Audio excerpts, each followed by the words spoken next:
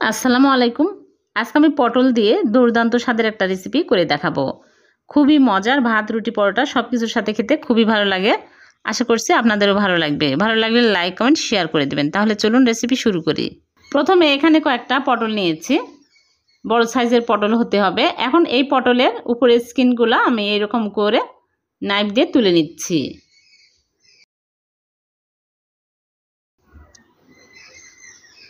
ভালো করে তুলে নিতে হবে। ভালো করে তুলে তারপরে ধুয়ে পরিষ্কার করে নিব। ধুয়ে নিয়েছি। এখন দুই সাইডের যে বোটার অংশগুলো এগুলো কেটে বাদ দিয়ে দিচ্ছি। তারপরে আমি গ্রেটার দিয়ে গ্রেট করে নেব। এইরকম করে গ্রেট করে নিচ্ছি।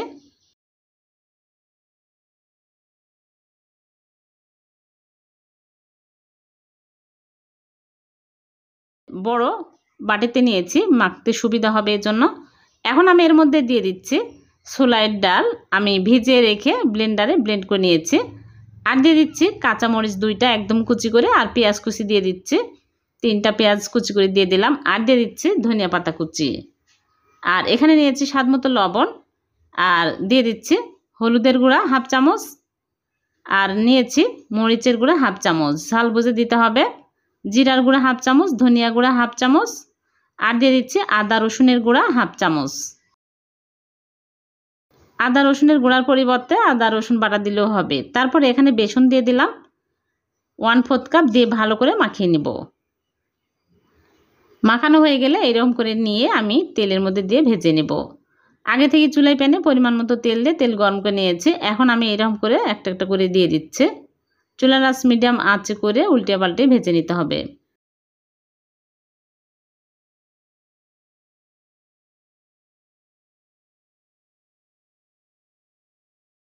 একটু সময় নিয়ে ভালো করে ভেজে নেবেন।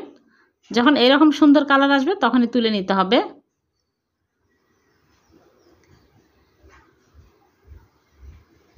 সবগুলো ভেজে তুলে নিয়েছি। আপনারা চাইলে এইরকম করেও খেতে পারবেন, বিকেলের চায়ের সাথে খেতে ভালো লাগবে। এখন আমি চুলায় একটা প্যান বসিয়ে দিয়েছি, আর প্যানটা গরম হয়ে গেছে। দিয়ে দিচ্ছি তেল পরিমাণ মতো। তেল গরম হয়ে আসলে দিয়ে দিচ্ছি আস্ত জিরা 1 চামচ, দিয়ে একটু নেড়ে চেড়ে নিব। তারপরে দিয়ে দিচ্ছি পেঁয়াজ কুচি। পেঁয়াজ কুচি দিয়ে নেড়ে চেড়ে ব্রাউন কালার করে ভেজে নেব। আর দিয়ে দিচ্ছি 2টা শুকনা মরিচ। আর আদা রসুন বাটা দিয়ে দিলাম 1 চামচ, 2টা মিলে দিয়ে নেড়ে চেড়ে কাঁচা স্মেল যাওয়া পর্যন্ত ভেজে নেব। তারপরে হাফ কাপ পানি দিয়ে দিলাম, মশলা দিব এর জন্য, পুড়ে যাবে। দিয়ে দিচ্ছি স্বাদ মতো লবণ, মরিচের গুঁড়া, হলুদের গুঁড়া হাফ চামচ করে দিয়ে দিচ্ছি। আর দিয়ে দিচ্ছি ভাজা জিরার গুঁড়া, ধনিয়া গুঁড়া হাফ চামচ করে দিয়ে দিলাম। এখন আমি নেড়ে চেড়ে মশলা ভালো করে কষিয়ে নেব। তারপরে দিয়ে দিচ্ছি একটা টমেটো কেটে, কাঁচামরিচ 2টা ফালি করে দিয়ে দিলাম। এখন আমি ঢেকে রেখে দেব 5 মিনিট। 5 মিনিট পর আমি ঢাকনা খুলে একটু নেড়ে চেড়ে নেব। মশলা ভালোভাবে কষানো হয়ে গেছে। এখন আমি এর মধ্যে বড়াগুলো সব দিয়ে দিচ্ছি। দিয়ে নেড়ে চেড়ে দিয়ে দেব পানি 1 কাপ। পানি দিয়ে নেড়ে চেড়ে ঢেকে রেখে দেব ভালোভাবে বলক আসা পর্যন্ত।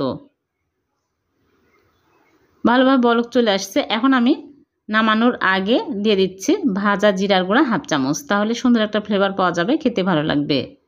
ধনিয়া পাতা কুচি দিয়ে দিলাম। এখন আমি নেড়ে চেড়ে চুলা থেকে নামিয়ে নেব।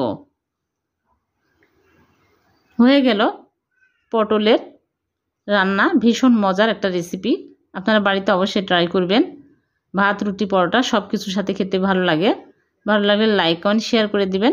আর এরকম নতুন নতুন রেসিপি পেতে চ্যানেলটিকে সাবস্ক্রাইব করে চ্যানেলের সাথে থাকবেন। পেজ থেকে দেখে থাকলে পেজটিকে ফলো দিয়ে রাখবেন। আবার দেখা হবে নতুন কোনো রেসিপিতে। আল্লাহ হাফেজ।